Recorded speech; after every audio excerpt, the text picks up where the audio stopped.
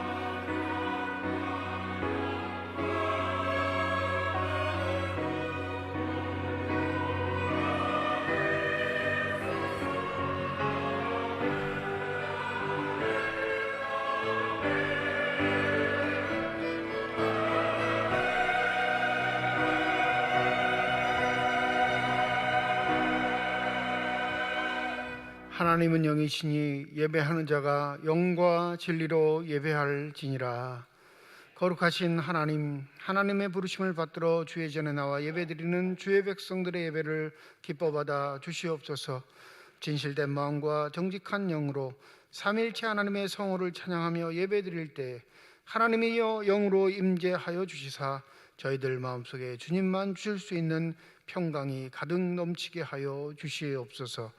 감사드리며 우리 주 예수 그리스도의 이름으로 기도드립니다. 아멘.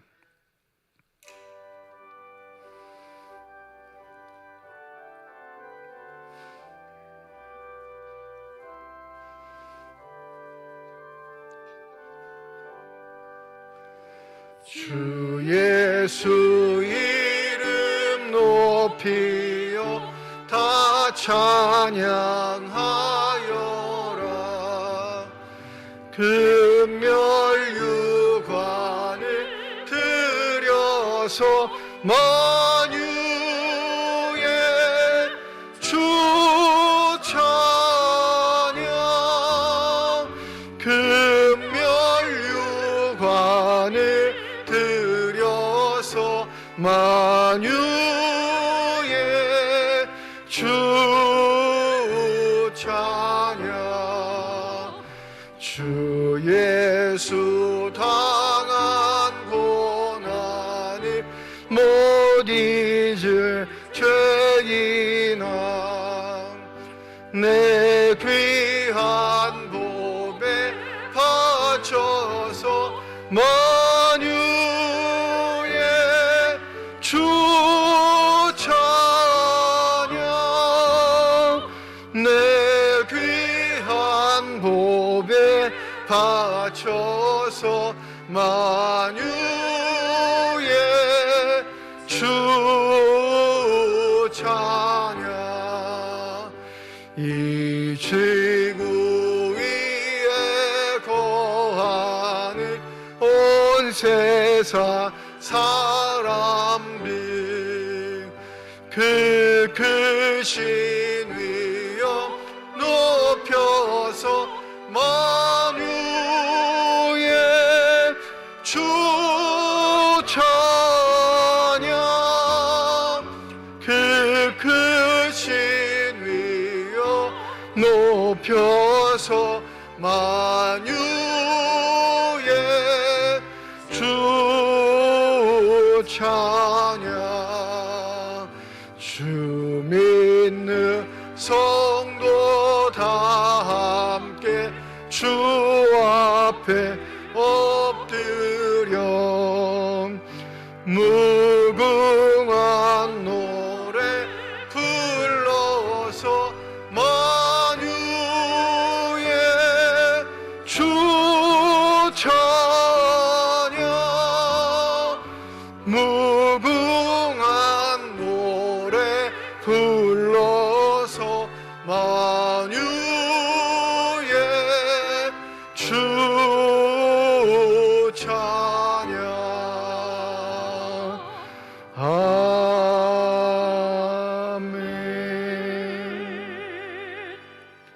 하나님은 우리의 피난처시요 힘이시니 그러므로 땅이 변하든지 산이 흔들려 바다 가운데 빠지든지 바닷물이 솟아나고 뛰놀든지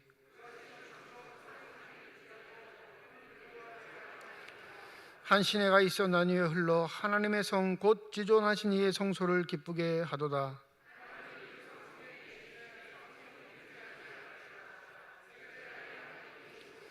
그가 땅 끝까지 전쟁을 쉬게 하시며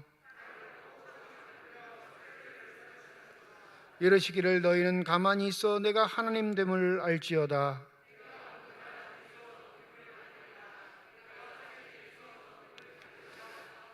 만군의 여호와께서 우리와 함께 하시니 다 함께 참회의 기도를 하나님께 드립니다.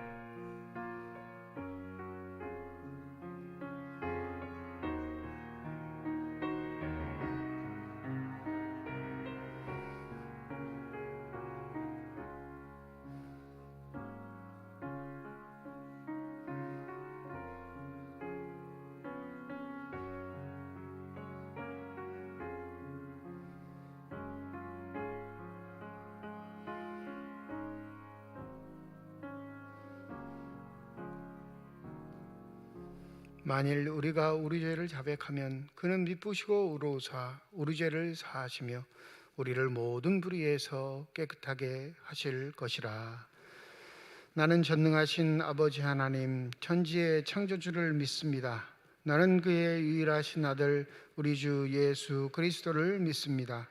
그는 성령으로 잉태되어 동정녀 마리아에게서 나시고 본디오 빌라도에게 고난을 받아 십자가에 못 박혀 죽으시고 장사된 지 사흘 만에 죽은 자 가운데서 다시 살아나셨으며 하늘에 오르시어 전능하신 아버지 하나님 우편에 앉아 계시다가 거기로부터 살아있는 자와 죽은 자를 심판하러 오십니다. 나는 성령을 믿으며 거룩한 공교회와 성도의 교제와 죄를 용서받는 것과 몸의 부활과 영생을 믿습니다. 아멘.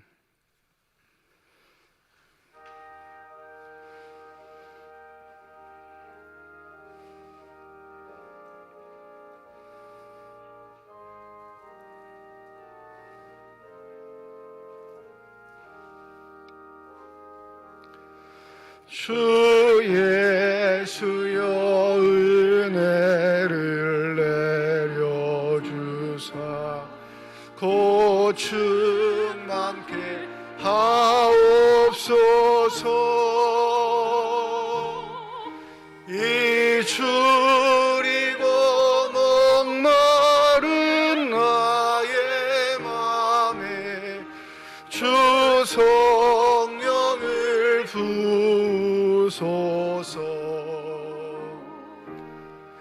주 예수여 충만한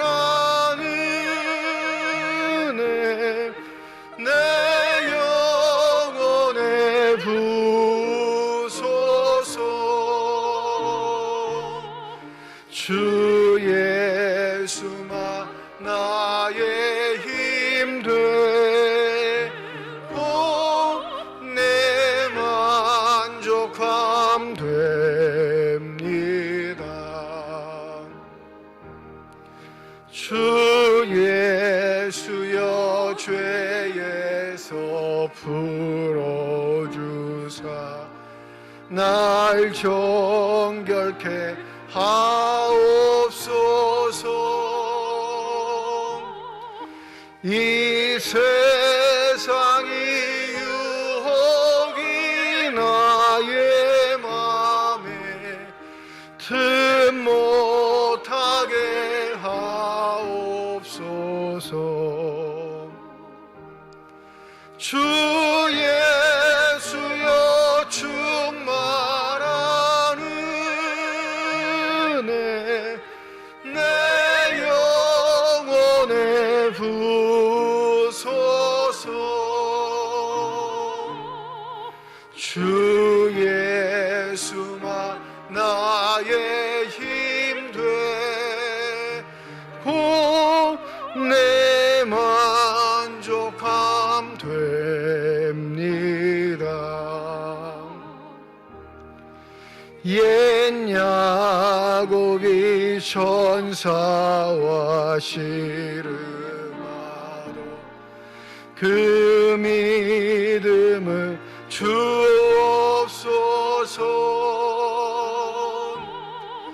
이 세상의 물결이 흉흉해도 날 평안케 하옵소서. 주 예수여 충만한 은혜 내 영혼에 부으소서. 주 예수만 나의 힘 되고 내 만족함 됩니다.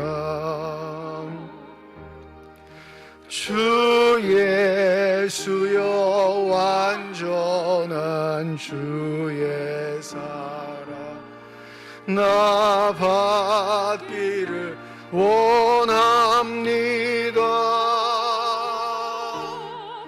그 사랑이 내 맘에 충만하여 날 기쁘게 하옵소서. 주 예수여 충만한 은혜 내 영혼에 부으소서. 주 예수만 나의 힘 되고 내 만족함 됩니다.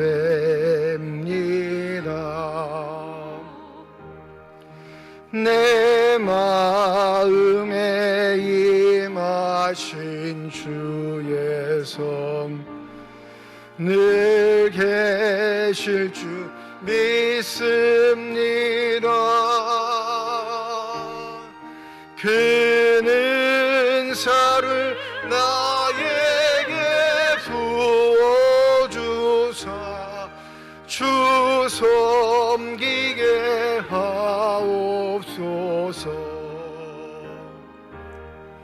주 예수여 충만한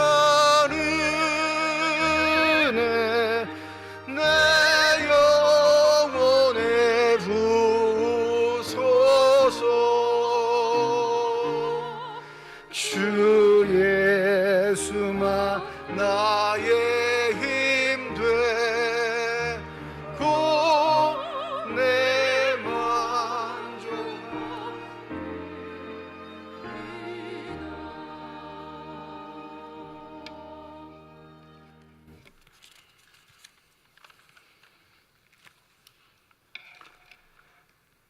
사랑과 은혜가 풍성하신 하나님 아버지, 7월 한 달 동안도 주님의 은혜 중에 지낼 수 있도록 도와주시고, 오늘 7월 마지막 주일 주님 전에 나와 예배 드릴 수 있도록 도와주심을 감사드립니다. 오늘도 우리에게 맡겨진 삶을 성실하게 사는 주님의 귀한 자녀들이 되게 하여 주시고, 무엇보다도 주님과 동행하며 살아갈 때에 지난날의 우리의 죄악을 모두 주님 앞에 내려놓고 회개하오니 용서해 주시길 기도합니다. 날마다 주님께서 베풀어 주신 사랑과 은혜 속에 살아가고 있음을 우리의 입술로 통해 고백하게 하시고, 오직 주님 앞으로만 나아갈 수 있는 삶이 될 수 있도록 간절히 기도합니다. 이 나라를 위해 기도합니다. 이는 이 나라 위정자들이 국민들이 본이 되며 칭송받는 정치인들이 되게 하시고, 정부가 국민의 기대에 부응하여 사회 전반에 관한 부조리한 부분은 가감하게 개혁하여 국민이 안심하고 살아갈 수 있는 나라가 되기를 기도하며, 코로나가 다시 번지고 있사오니 위드 코로나 시대에 걸맞는 과학적 방역 체계를 도입하여 코로나가 하루빨리 종식되기를 기도합니다. 우리 교회를 위해 기도합니다.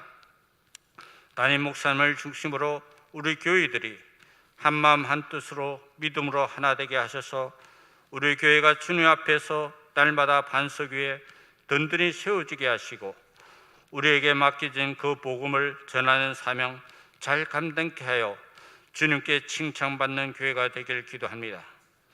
다음 세대를 위해 기도합니다.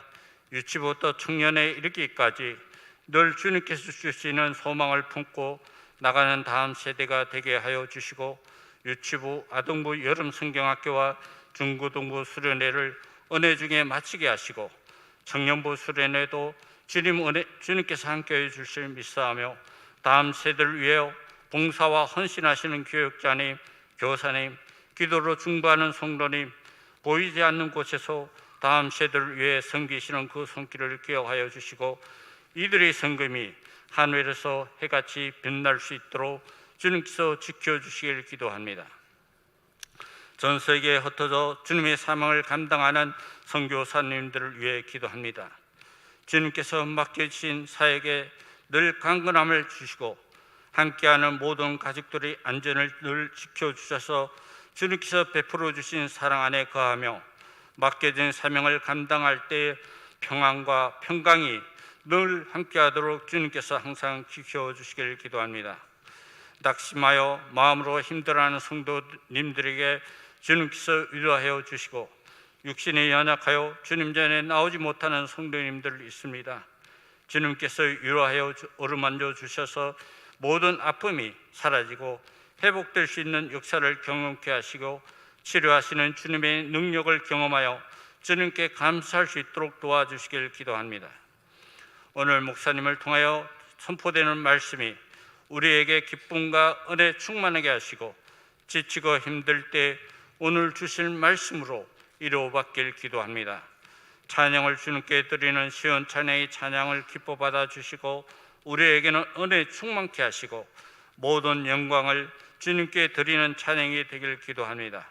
말없이 예배를 위해 봉사하는 봉사자들에게 주님의 평강이 함께 하시길 기도하며, 날마다 우리의 믿음을 일깨워 주시고 주님 앞으로 나아갈 수 있는 성도들이 되길 기도하며, 날마다 우리를 세워주시는 예수 그리스도의 이름으로 기도드립니다. 아멘.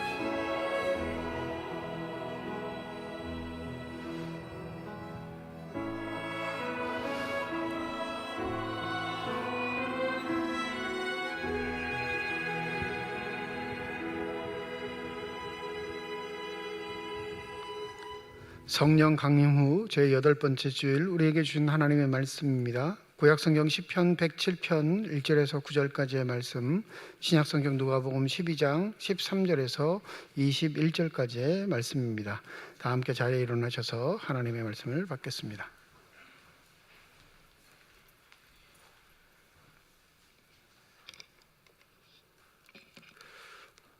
오늘 우리에게 주시는 하나님의 말씀입니다. 여호와께 감사하라. 그는 선하시며 그 인자심이 영원하미로다. 여호와의 성령을 받은 자들은 이같이 말할지어다. 여호와께서 대적의 손에서 그들을 속량하사 동서남북 각 지방에서부터 모으셨도다. 그들이 광야 사막길에서 방황하며 거주할 성읍을 찾지 못하고 줄이고 목이 말라 그들의 영혼이 그들 안에서 피곤하였도다. 이에 그들이 근심 중에 여호와께 부르짖으며 그들의 고통에서 건지시고 또 바른 길로 인도하사 거주할 성읍에 이르게 하셨도다. 여호와의 인자심과 인생에게 행하신 기적으로 말미암아 그를 찬송할지로다. 그가 사모하는 영혼에게 만족을 주시며 줄인 영혼에게 좋은 것으로 채워주심이로다. 아멘.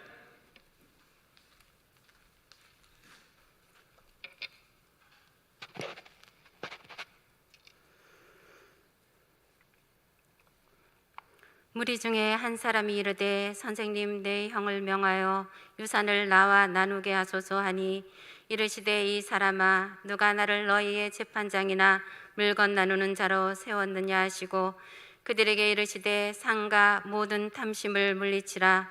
사람의 생명이 그 소유에 넉넉한 데 있지 아니하니라 하시고 또 비유로 그들에게 말하여 이르시되 한 부자가 그 밭에 소출이 풍성하매 심중에 생각하여 이르되 내가 곡식 쌓아둘 곳이 없으니 어찌할꼬 또 이르되 내가 이렇게 하리라. 내 곳간을 헐고 더 크게 짓고 내 모든 곡식과 물건을 거기에 쌓아두리라. 또 내가 내 영혼에게 이르되 영혼아 여러 해 쓸 물건을 많이 쌓아두었으니 평안히 쉬고 먹고 마시고 즐거워하자 하리라 하되 하나님은 이르시되 어리석은 자여 오늘 밤에 내 영혼을 도로 찾으리니 그러면 내 준비한 것이 누구의 것이 되겠느냐 하셨으니 자기를 위하여 재물을 쌓아두고 하나님께 대하여 부여하지 못한 자가 이와 같으니라. 하나님께서 이 말씀을 통하여 우리에게 은혜 주시기를 원합니다. 아멘.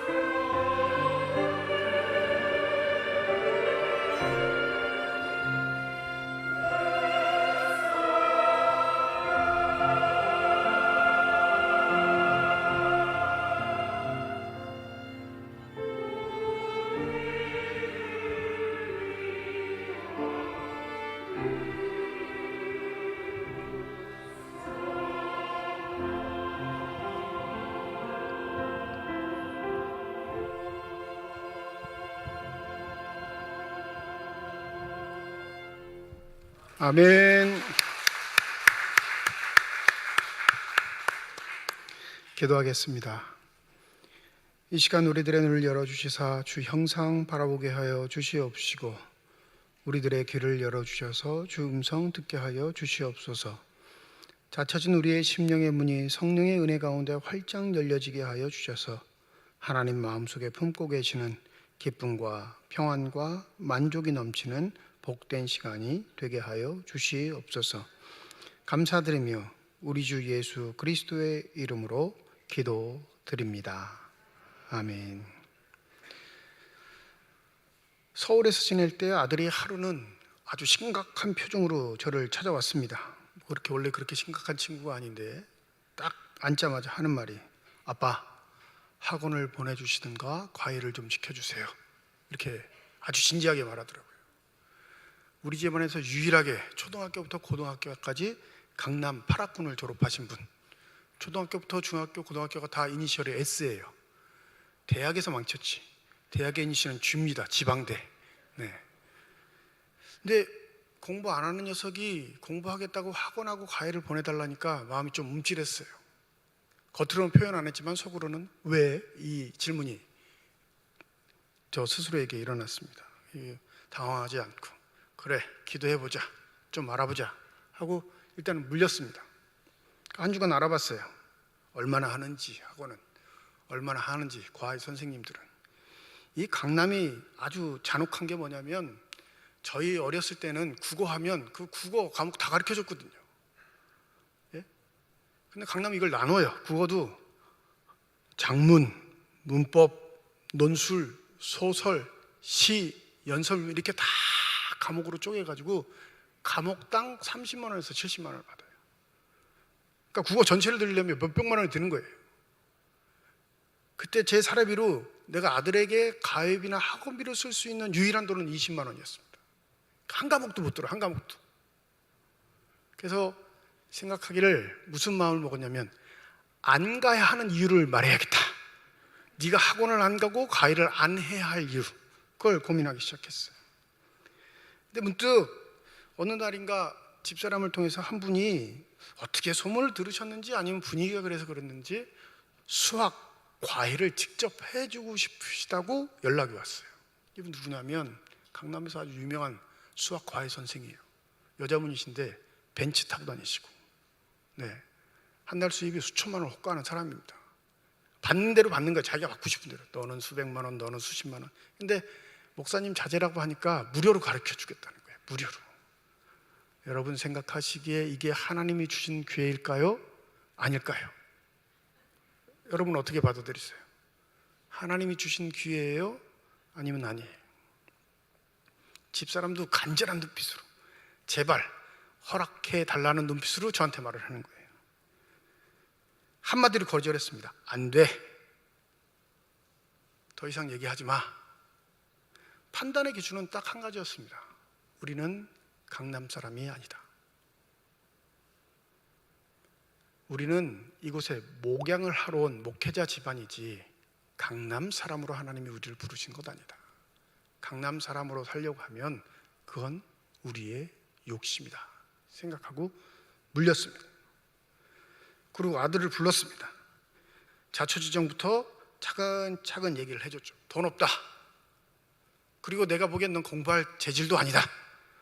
열심히 놀아라, 건강하게만. 대신 내가 해줄 수 있는 한의 최선은 다 해주겠다. 거기까지만. 근데 강남에서 과외를 하거나 학원을 다니는 건 아닌 것 같다. 그건 우리의 분에 넘치는 욕심이다. 이렇게 말해줬어요. 언제 그랬냐는 듯이 아들이 웃더라고요. 놀 수 있는 공식적인 허락이 떨어졌으니까. 그리고 고등학교 잘 졸업했습니다. 지금 이제 다음 달에 이제 제대할 텐데 이제 대학교 3학년 다시 다니게 되겠죠. 우리의 삶의 순간에 이것이 내 욕심인가 아닌가를 분간하기 어려울 경우들이 종종 있습니다. 때로는 이게 하나님의 뜻으로 위장돼서 내 욕심을 채울 수 있는 기회를 주신 것인 것냥 우리가 착각하며 하나님의 뜻을 오용할 때도 많지요. 오늘 누가복음 12장에 보면 욕심이 가득한 한 사람이 예수를 찾아옵니다. 이렇게 말하죠. 선생님, 내 형을 명하여 유산을 나와 나누게 하소서. 이 유대 사회에서 랍비는 재판관의 역할도 했습니다. 가족 간의 분쟁들도 조정하고요, 가정과 가정 안에 있는 싸움들도 다툼들도 중재해 주는 게 랍비의 의무이고 책임이기도 했습니다. 예수를 찾아오는 이유는 이 사람이 예수를 랍비로 생각했을 뿐만 아니라 예수의 가르침을 따르는 자이기 때문에 권위 있는 예수 앞에 나왔겠죠. 그런데 무슨 문제가 있어요? 재산상의 문제가 있는 거예요. 유산의 문제. 내 형이 너무 과도하게 많이 가져갔다 이거죠. 불합리하다, 불공평하다. 그러니 주님이 좀 이것을 정당하게 해결해 주십시오 하고 찾아 나온 거예요. 그런데 14절 예수님의 말씀이 좀 야박해요. 이렇게 말하죠. 이 사람아, 누가 나를 너희의 재판장이나 물건 나누는 자로 세웠느냐? 아니 그냥 이렇게 잘 달래서 보내면 될 텐데, 아니면 야 그거는 내 일이 아니야 이러고 보내면 될 텐데 혼내시든 얘기하는 거예요. 유대법에 의하면 재산을 물려줄 때 유산의 상속권을 가지고 있는 아들들 중에 장남에게는 3분의 2를 물려줍니다. 3분의 2, 전체 재산의 3분의 2는 장남에게 가고요, 3분의 1을 나머지 형제들이 나눠 갖는 거예요. 그러니까 아들이 둘이면 큰아들은 3분의 2, 작은아들은 3분의 1. 이게 율법에 규정되어 있는 전통이에요. 그런데 아들이 넷이면 어떻게 돼요? 큰아들이 3분의 2, 나머지 3명이 3분의 1 갖고 나눠 갖는 거예요. 그러니까 3분의 2는 장남의 몫으로 고정되어 있어요. 그 이유는 뭐냐면 유대는 명예를 존중하는 사회죠. 그리고 아버지의 이름값을 장남이 책임져야 하는 거예요. 그 가문을 책임져야 하는 막중한 의무와 책임이 있기에 장남에게 그 막중한 의무와 책임만 물려주는 게 아니라 그만한 권한도 유산을 통해서 물려주게 돼 있는 겁니다. 근데 이 작은 아들 입장에서는 그게 불합리하게 느껴질 수도 있죠. 그렇지 않겠어요? 장남이 장남 노릇을 못할 때라든지, 아니면 자신이 자기 집에서 더 열심히 일한다고 생각하든지, 이런 생각을 하게 되면 이 유산 상속의 법칙들이 너무 자기에게는 억울하게 생각될 수 있는 겁니다. 그런데 놀랍게 예수는 그 일을 뭐라고 마시냐면 15절입니다. 삼가 모든 탐심을 물리치라. 사람의 생명이 그 소위에 넉넉한데 있지 아니하니라. 이건 공평과 정의의 문제가 아니라 이 친구 속의 마음속에 있는 욕심의 문제, 탐심의 문제라 보신 거예요. 과욕을 부린 거죠. 오늘 15절 본문에 등장하는 탐심이라는 단어를 원문 헬라어에서 찾으면 이런 해석으로 번역합니다. 자기 분에 넘치도록 더 많이 가지려고 하는 욕심. 이렇게 정의해요. 사람치고 욕심 없는 사람이 없겠어요. 목사님, 전 욕심 없어요. 이렇게 말하시는 대부분의 분도 자기가 좋아하는 거에는 욕심을 부려요. 어떤 면에서는 전혀 욕심이 없는 것처럼 보일지라도 어떤 면에는 굉장한 욕심을 부립니다. 여러분 보시기엔 제가 욕심이 있어 보이나요? 없어 보이나요? 또 면전에서 욕심이 있어 보여요? 그럴 수는 없으니까. 근데 얼굴 표정 보니까 욕심이 없어 보인다라는 표정이신 것 같아요. 저도 욕심이 있어요. 어떤 면에서. 제가 좋아하는 건 욕심을 부려요. 특별히 신발, 펜 이런 거는 굉장히 욕심을 부립니다. 책, 이 세 종목은 거의 다른 사람이 따라오지 못할 정도로 과히 욕심을 부립니다. 저랑 같이 사시는 분이 아주 그냥 신경질을 내도 안 되니까 포기를 하셨어요. 그래, 그대로 사세요. 이렇게. 인간은 다 누구나 욕심을 부려요. 과도한 욕심. 그런데 이 과도한 욕심이 그냥 우리의 삶에서 일상적인 모습이어서 우리는 그냥 휙 흩어 들어가지만, 중요한 사실은 예수께서 이 욕심이 우리의 생명의 문제와 직결되어 있다는 사실을 말씀하십니다. 뭐라고 하세요? 사람의 생명이 그 소유에 넉넉한데 있지 아니하니라 하면서 한 가지 비유를 이야기하시는데, 16절입니다. 한 부자가 그 밭에 소출이 풍성했다 이렇게 말합니다. 그러니까 부자가 이 소출이 풍성해진 건 뭐 편법을 쓰거나 악랄했거나 나쁜 짓을 하거나 사람을 괴롭혔거나 해서 얻은 게 아니라 그냥 밭에 소출이 너무너무나 풍성해가지고 이 17절부터 19절까지를 자신 스스로가 생각해내고 결단합니다. 우리 17절 한번 보시죠. 심중에 생각하여 이르되 내가 곡식을 쌓아둘 곳이 없으니 어찌할까? 또 이르되 내가 이렇게 하리라. 내 곡간을 헐고 더 크게 짓고 내 모든 곡식과 물건을 거기 쌓아두리라. 또 내가 내 영혼에게 이르되 영혼아 여러 해 쓸 물건이 많이 쌓아두었으니 평안히 쉬고 먹고 마시고 즐거워하자 하리라. 쉽게 말하면 뜻하지 않게 엄청난 풍년을 맞으니까 이걸 감당할 수가 없는 거예요. 자기 집에 창고를 보니까 이거 다 넣을 수도 없어. 그러니까 하루 종일 고민하다가 몇 날 며칠을 고민하다가 결국에는 결단을 내는 게 부셔. 옛 창고를 부시고 아주 크게 지어. 그래가지고 지금 거둔 거를 다 빼곡히 쌓아놓고 그리고 이제 충분히 모아두었으니 내가 좋아하는 일, 내가 행복하게 생각하는 일, 내가 기뻐하는 일을 하면서 살자. 어때? 성공한 인생이지? 이러고 끝나는 거예요. 지금 이 비유가. 근데 이 비유에 아주 독특한 점이 있어요. 아주 독특한 점. 이야기는 하는데 누구랑 이야기해요? 나랑만 이야기해요. 나랑만. 상대가 없어. 이야기하는 상대가. 자기가한테 질문하고 자기가 결정하고 자기한테 얘기하고 자기가 기뻐하고 자기가 결정하고 끝이에요. 그 어디에도 이 사람의 삶에 누군가 개입했다라는 흔적이 전혀 없습니다. 이 17절과 19절 사이를 보면 여러분 이 사람의 삶이 잘못됐다고 생각되세요? 이 사람의 삶이 부정적인 것처럼 여겨지시나요? 굉장히 경제적이고 지혜로운 사람이에요. 현대 말로 하면. 그죠? 자신에게 들어온 수입을 잘 관리하기 위해서 더 큰 창고를 지었고 낭비하지 않고 살아가기 위한 방편들을 다 마련했습니다. 그리고 뿐만 아니라 이 수고에 대한 칭찬을 자신에게도 줄 아는 사람이었어요. 여러분 자기 자신을 칭찬하지 못하고 사는 사람이 얼마나 많은지 아세요? 자기가 자신을 학대해요. 그러니까 우울증도 오고요, 공황장애도 오고요, 사람들의 눈치 보며 살아가는 거예요. 자기 존재에 대한 자부심이 없으니까 늘 전전긍긍해 하면서 사는 사람이 참 많은데 오늘 본문에 등장하는 부자는 자기 자신을 칭찬할 줄 아는 사람이에요. 아, 잘했어. 그러니까 자기 영혼에게 말한다고 그러잖아요. 내 영혼에게 이르되 영혼아, 자기 스스로를 칭찬하는 거예요. 보이지 않는 자기를 위해서 칭찬할 수 있는 힘을 가진 긍정적인 사람인 거라고. 현대 시각으로 보면 전혀 문제가 없는 사람입니다. 이 사람의 태도에 뭐라고 딴지를 걸으면 그 딴지를 걷는 사람이 잘못인 것처럼 여겨질 수밖에 없는 그런 부분인데 우리가 이 사람의 삶을 본받지 말아야 할 단 한 가지 이유는 20절 때문이에요.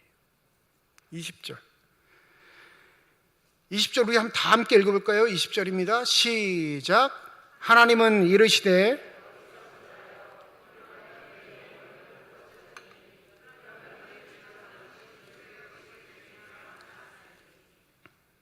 충격적인 말씀을 하시죠.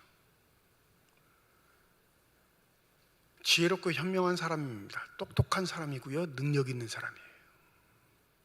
자신의 미래를 자신의 손과 힘으로, 자신의 땀 흘림으로 다 준비해 놓은 사람이에요. 걱정거리 없습니다. 그러니 스스로에게 뭐라고 해요? 즐기자, 기쁘게 살자, 행복하게 살자, 이렇게 말해요. 그런데 우리를 충격에 몰아넣는 단 한 가지의 이유는 20절 누가 등장하세요? 하나님이 등장하신다. 그러니까 20절에 하나님이 주어가 돼 있잖아요. 하나님은 하면서 주어로 등장하셔서 뭐라고 하시냐면 어리석은 자요.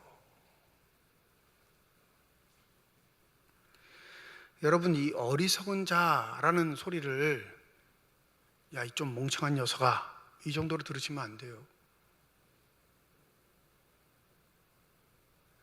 구약 성경에서 어리석은 자는 우리가 잘 알듯이 시편 14편 1절에 보면 이렇게 말합니다. 어리석은 자는 그의 마음에 이르기를 하나님이 없다 하는도다. 여기서 어리석은 자는 뭘 말하는 거예요?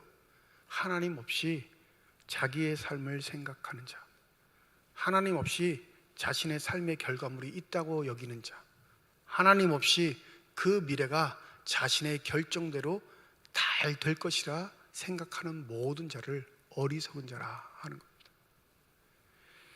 이게 삶에 굉장한 충격을 주는 이유는, 여러분, 죄인이나 악인으로 찍힌 사람은 사람들이 멀리해요.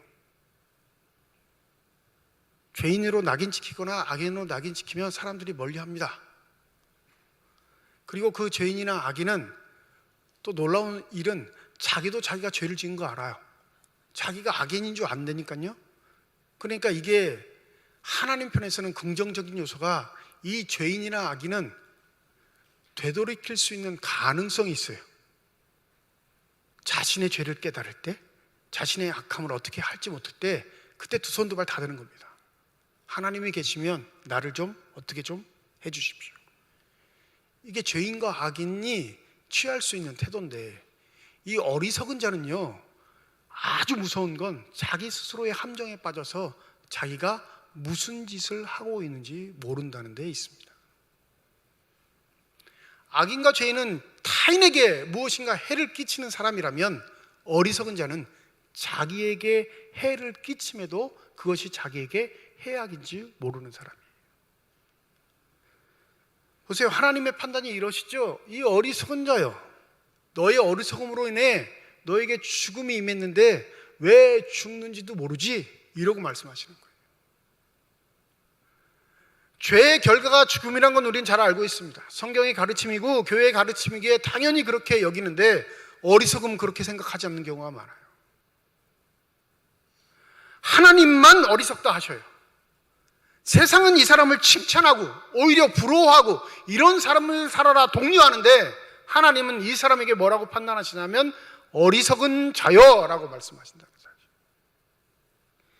사실. 17절부터 19절까지 내가라는 표현이 6번이나 나옵니다. 6번. 자기 스스로에게 말하고 자기 스스로의 판단에 빠지고 자기 스스로 칭찬하고, 다 나만 관련되어 있는 삶으로 점철되어 있는 이 삶이 하나님은 어리석다 말씀하시는 거예요. 그 삶의 반경에 가족도 없고 이웃도 없고 하나님도 없습니다. 나만 있어요. 나만. 그러니 하나님이 베풀어 주신 축복을 욕심이 과해서 자기 것이냐 착각하기에 결국엔 하나님의 심판대 앞에 서게 된다는 사실을 우리가 반드시 명심해야 할 것입니다. 여러분, 이 욕심과 탐심이 결국엔 하나님 앞에 어리석은 자로 판명된다면 이게 작은 일이 아니라는 것을 반드시 명심하셔야 해요. 골로새서 5장 하반절과 6절에 보면 바울은 우리에게 이렇게 말합니다. 탐심은 우상 숭배니라. 이것으로 말미암아 하나님의 진노가 임하느니라. 자신의 이룬 모든 것들이 자기의 힘으로 열심으로 땀 흘림의 결과라고 생각하는 이런 허망된 생각이 바로 탐심인데, 거기엔 누가 없어요? 하나님이 없어요. 그 하나님이 없는 자리에 하나님이 언제 등장하시냐면 그가 죽을 때 등장하시는 거예요. 이리 와, 결산하자. 늦었죠, 그때는.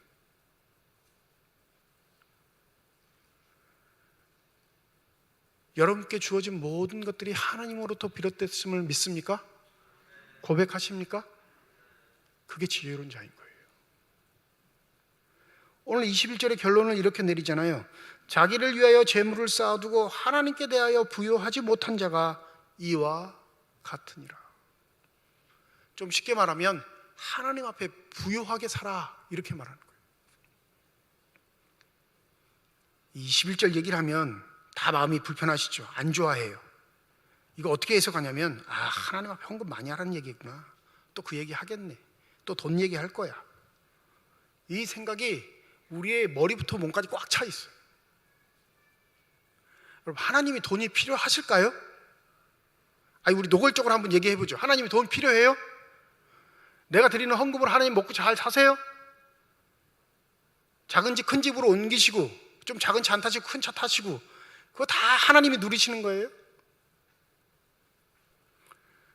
쉽게 성도들에게 이런 설교를 하면 성도들의 눈빛이 꼭 제가 무슨 수금 사원이나 된 것처럼 쳐다봐요. 돈 걷는 사람, 어떻게 하면 돈을 잘 거둘까, 그 고민을 많은 사람. 그러니까 목사로서 자존심이 되게 상합니다. 여러분, 솔직히 말씀드리면 제가 수금 사원으로 목회의 역할을 감당하면 지금처럼 목회 안 해요. 여러분의 주머니에 있는 돈들 탁탁탁탁 털어서 다 뽑아낼 수 있는 재주가 저한테 있어요. 안 믿으시나요? 이때니까요. 그렇게 안 할 뿐이죠.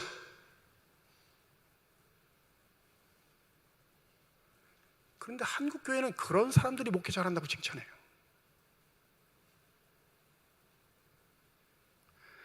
여러분, 하나님께 대하여 부여하지 못한 자는 하나님께 헌금 많이 안 하는 자를 말하는 게 아니라 하나님의 통치와 다스리심을 받지 않고 사는 자를 말해요. 믿으십니까? 돈뿐만이 아니에요. 우리의 시간, 우리의 건강, 우리의 인생, 모든 것이 하나님의 통치 안에 있을 때 그는 부요한 자입니다. 그런데 그 통치를 외면하는 자, 하나님의 다스림이 없이 자기 혼자서 열심히 살아가는 자, 그 자를 하나님 앞에 부요하지 못한 자라 말하는 겁니다.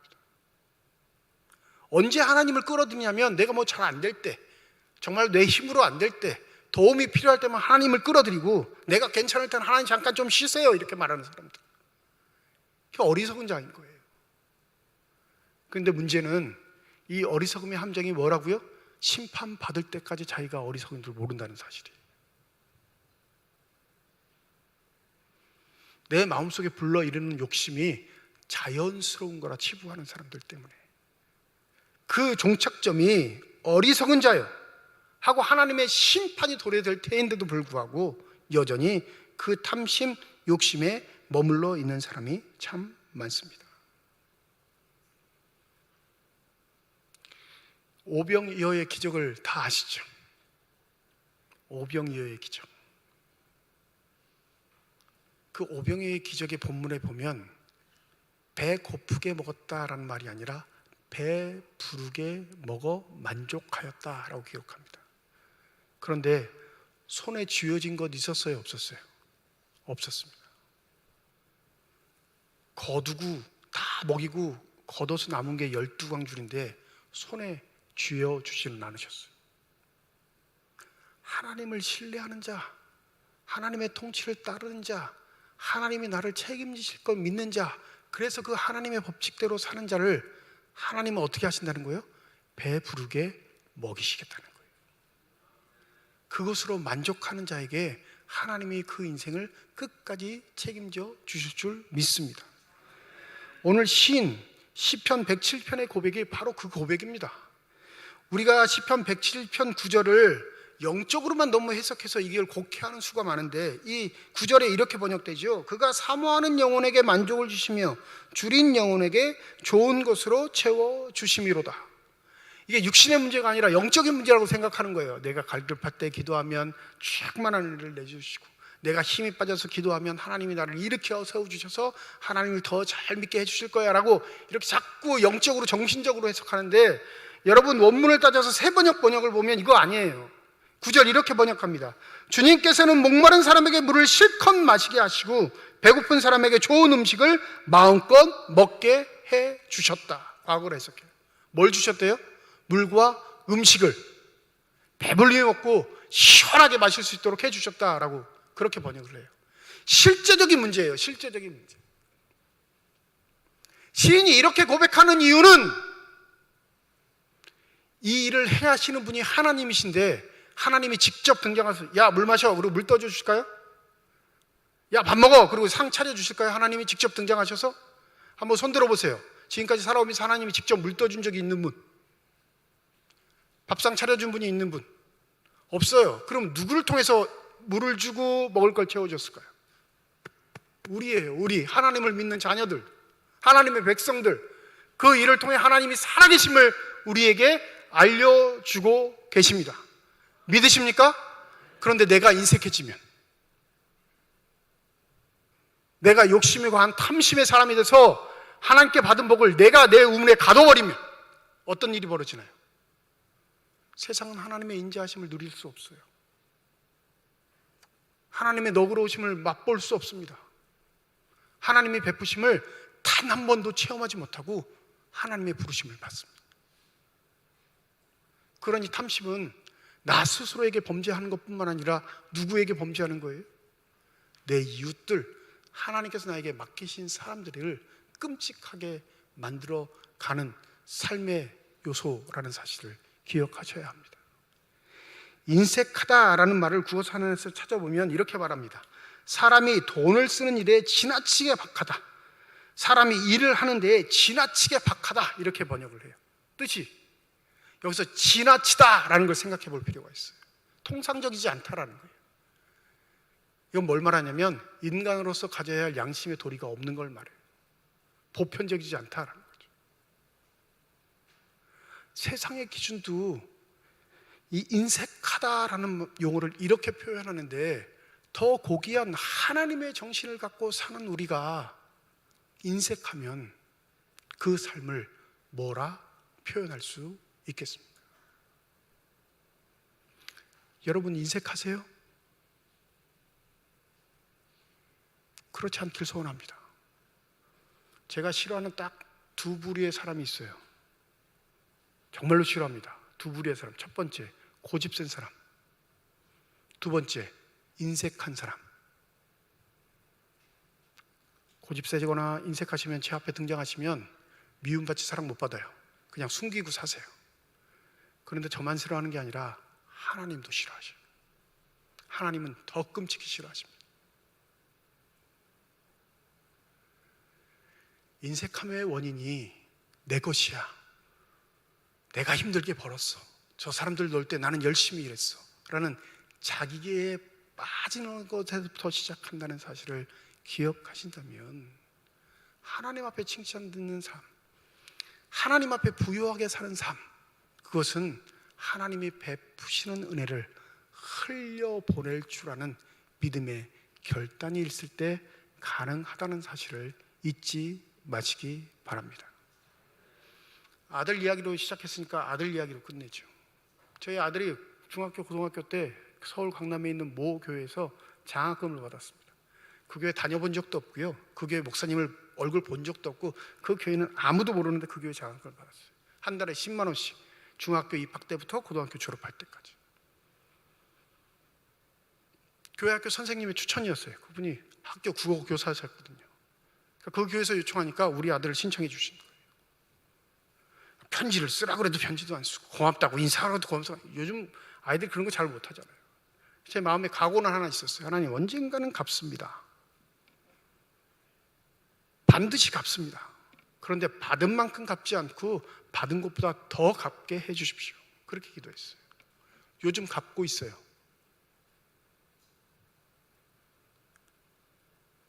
한 선교사님 자녀한테 제 사비로 꼬박꼬박 우리 아들이 받았던 장학금을 지금 보내고 있습니다. 약속한 게 있으니까 우리 아들 받은 것보다 더 보내야 돼요. 이렇게 몸부림침은 단 한 가지의 이유예요. 내가 인색하여 하나님 앞에 어리석다 취급받지 않기 위한 몸부림이에요. 이거라도 하지 않으면 내가 인색한 사람이 될까 두려워 몸부림치는 거예요. 에이, 목사님 받는 거 많을 텐데 그게 뭐 어려워서. 아니요, 저한테도 어려워요.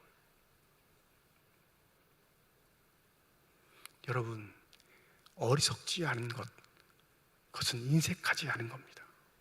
그게 하나님 앞에 부유하게 사는 삶이에요. 그 몸부림을 칠 때 그 몸부림 속에 하나님의 어루만지심, 인도하심, 그리고 축복하심이 임하실 줄 믿습니다. 이 은혜가 저와 여러분에게 있기를 주님의 이름으로 축원드립니다. 기도하겠습니다. 하나님 앞에 부유하게 살고 싶습니다. 그건 우리가 많이 받은 자로서 삶이 아니라 하나님의 다스리심을 인정하고 하나님의 통치를 따라 후히 나누고 베풀 수 있는 삶이 되기 위한 고백입니다. 부디 우리 마음속에 있는 욕심과 탐심이 우리를 인색한 사람으로 만들지 못하도록 성령의 은혜를 더하여 주셔서 하나님 앞에 부유한 삶이라 인정받을 수 있는 거룩한 사람들이 다 되게 하여 주시옵소서. 감사드리며 우리 주 예수 그리스도의 이름으로 기도드립니다. 아멘.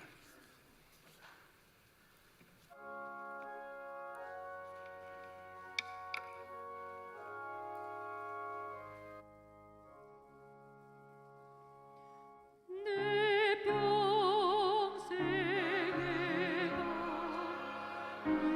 내 순탄하여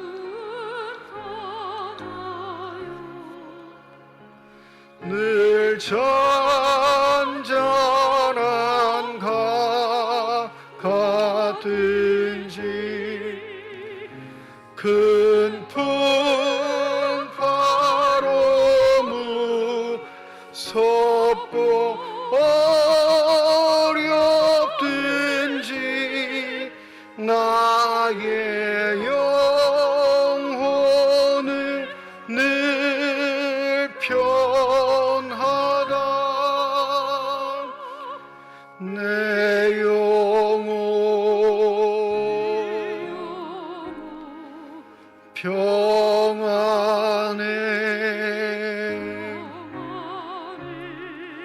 내 영혼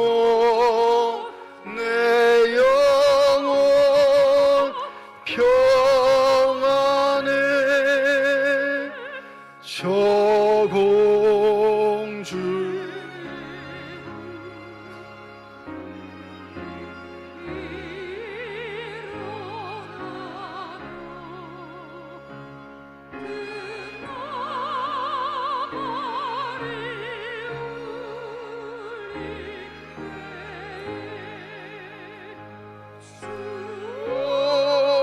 오셔서 세상을 심판해로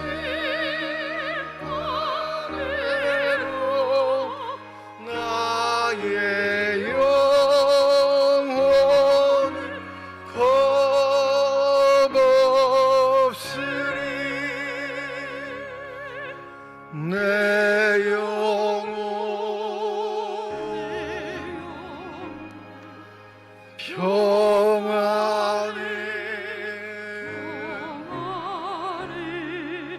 내 영혼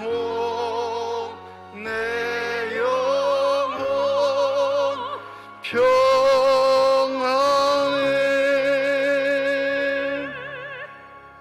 강석철 장로님 가정에서, 김홍백 장로님 가정에서, 윤재면 장로님 가정에서, 김복수 안수 집사님 가정에서, 한동우 집사님 가정에서, 임종윤 집사님 가정에서, 최계원 집사님 가정에서, 윤정일 집사님 가정에서, 김영숙 집사님 가정에서 무명으로 건축 헌금 드리셨습니다.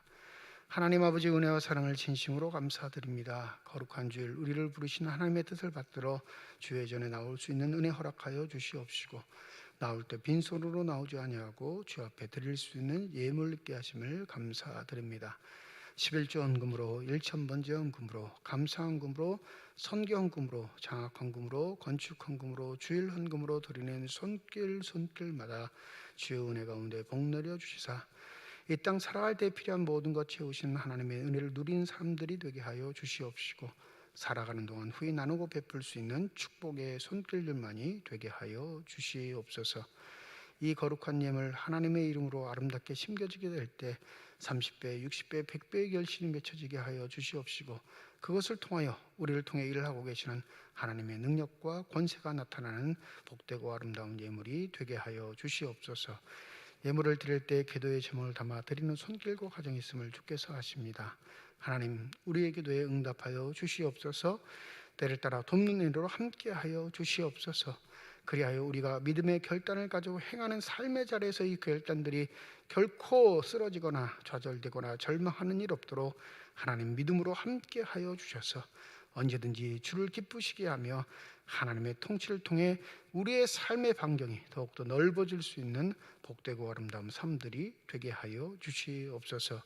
주의 몸된 교회를 위해 수고하고 애쓰는 많은 일꾼들이 있습니다. 보이는 곳에서 보이지 않는 곳에서 수고하고 헌신하는 저들의 마음 주께서 아시오니, 먼저는 축복하여 주실 때 성령의 은혜를 더하여 주셔서 한결같게 하여 주시옵시고, 겸손하게 하여 주시옵시고, 하나님만을 바라볼 수 있는 온전한 믿음의 복을 더하여 주셔서 늘 주 앞에 칭찬 들으며 섬겨갈 수 있는 귀한 은혜가 있게 하여 주시옵소서.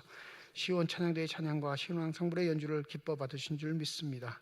대원들 한 사람 한 사람 축복하여 주실 때 저들의 삶이 주께 영광을 돌리며 기쁨을 드리며 삶 자체가 하나님께 드리는 거룩한 찬송의 삶이 될 수 있도록 성령의 은혜로 함께하여 주시옵소서. 병상에 누워있는 환우들 주의 도우심을 간구할 때 그 기도 물리치지 마시고 찾아가 어루만져 주시사 환부에 안수하여 주실 때 모든 질병과 고통과 아픔들이 깨끗이 치유함받게 하여 주시옵시고 더욱더 강건하여 주를 섬기기에 부족함이 없는 신실한 삶들이 되게 하여 주시옵소서. 모든 것 감사드리며 우리 주 예수 그리스도의 이름으로 기도드립니다. 아멘. 우리 함께 인사하겠습니다. 하나님의 축복이 여러분과 함께. 네, 감사합니다. 우리 옆에 분과 손 흔들면서 인사하시죠. 하나님의 축복이 옆에 계신 분과 함께. 네. 다음 주일 오후 찬양 예배를 드립니다. 오후 찬양 예배 오후 2시 본당에서 모입니다. 그러니까 찬양 예배 드리니까 다음 주 점심 식사도 제공이 됩니다. 1부, 2부 예배 들으시고 점심 식사 하신 후에 찬양 예배 2시에 모이도록 하겠습니다. 8월 월삭기도회 내일 새벽 5시 본당에서 모입니다. 내일이 8월 1일 8월달 시작하는 첫날입니다. 첫날 시간을 하나님 앞에 온전히 들이셔서 8월에 예배된 축복을 받으시기를 주의 이름으로 부탁드립니다. 8월 금요기도회 8월 19일 저녁 9시 본당에서 있습니다. 8월달은 8월 19일 이렇게 한 주만 겹쳐져 있더라고요. 그러니까 8월 19일 한 번 나오시면 되니까 금요기도에도 많이 참석해 주시면 감사하겠습니다. 정기 재직회 다음 주일 2부 예배 후에 본당에서 있습니다. 청년부 여름 수련회가 이번 주 금요일 토요일 5일 6일 양일간 1박 2일 일정으로 강릉에서 진행됩니다. 성도 여러분들 기도해 주시고 많은 협력 부탁드립니다. 항전직 강성자교육 오늘 12시 30분 4층 찬양대실에서 있습니다.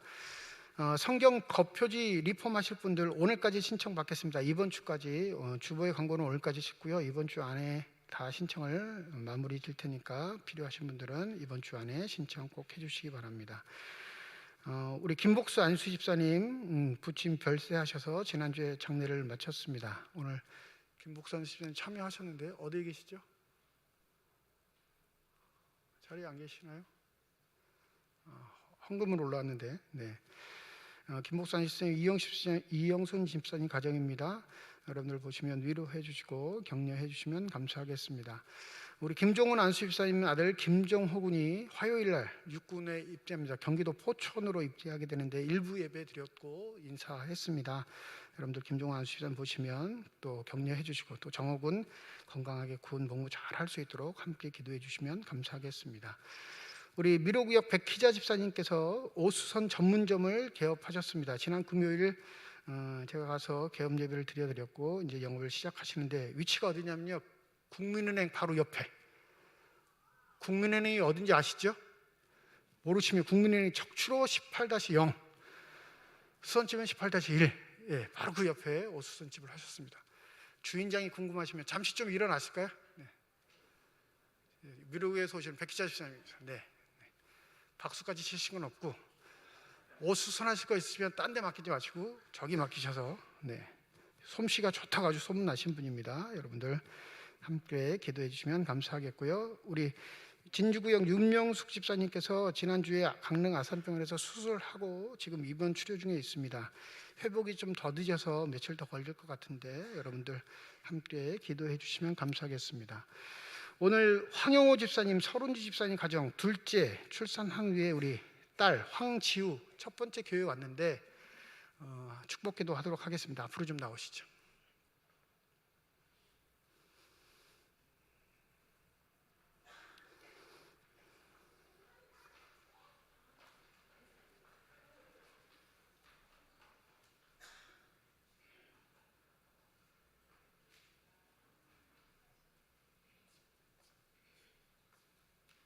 기도하겠습니다. 하나님께서 축복하신 귀한 가정의 둘째 황지우를 허락해 주심을 감사드립니다. 아들도 주시고 딸도 주셔서 이 가정을 축복되게 하셨사오니 우리 지우 살아가는 동안 하나님께서 은혜를 베풀어 주시사 하나님께 사랑받게 하시고 많은 사람들에게 칭찬듣는 복된 삶이 되게 하여 주시옵소서. 더불어 믿음의 가정에 태어나게 하셨사오니 부모에게 더한 믿음을 허락하여 주셔서 딸을 양육할 때 인간의 욕심 품지 않게 하여 주시옵시고, 주신 분에 따라 믿음으로 아름답게 양육하게 하여 주셔서 장성하여서는 하나님의 기쁨과 자랑이 되게 하여 주시고, 이 민족과 교회를 위해 아름다운 일들을 감당할 수 있는 귀한 자녀가 되게 하여 주시옵소서. 필요한 모든 것 채워주실 줄 믿습니다.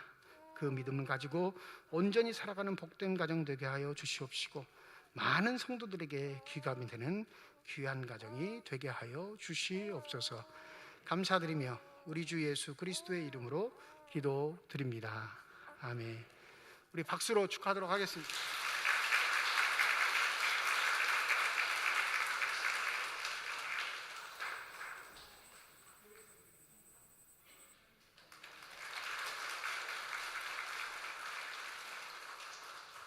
이제 다 함께 자리에 일어나셔서 결단 찬양 하나님께 드리겠습니다.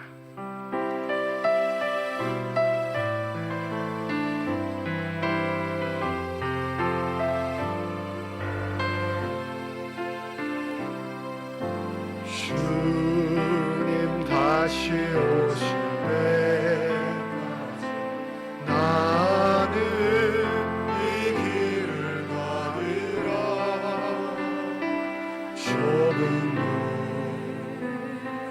조금 뒤 나의 십자가 져 나의 가는 끝에서 나는 주님을 보리라. 영광의 내 주님 나를 맞아주시니 주님 다시 오실 때까지 나는 이로써 달려가리라. 주의 영광 못다 먹을 때 나는 이로써 노래하리. 내 사모하는 주님 온 세상 구주시라. 내 사모하는 주님 영광의 왕이시여. 내 사모하는 주님 온 세상 구주시라. 내 사모하는 주님 영광의 왕이시여. 이제는 우리 주 예수 그리스도의 은혜와 하나님의 사랑과 성령의 교통하시고 내주하시고 역사하시고 충만하심이 아버님을 하늘나라로 보내며 하나님의 위로를 기다리는 우리 김복수 시사인 가정 위에와 주의 말씀을 마음에 새기고 삶의 자리에 돌아가 그 말씀의 능력을 체험하기를 소원하는 주님의 거룩한 자녀들, 이들의 가정과 일터와 앞길 위에 이제로부터 영원토록 함께 하시기를 간절히 축원하옵나이다. 아멘.